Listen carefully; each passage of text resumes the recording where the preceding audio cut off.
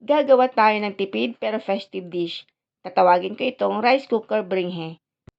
Madalas kong gamitin itong aking Hanabishi rice cooker for one-pot meals. Yung ulam at kanin ay isang lutuan na lang, kaya nakakasave ako ng energy, time, and effort.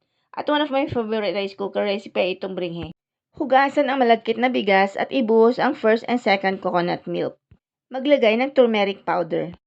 Isang piraso ng chicken cube and season with salt and pepper. Haluin ng mabuti para ma-dissolve at ma-distribute ang mga pampalasa.